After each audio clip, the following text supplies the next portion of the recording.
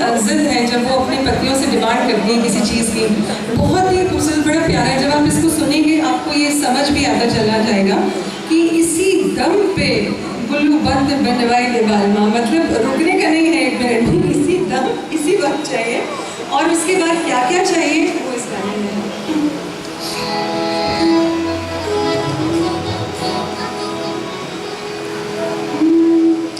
इसी दम पे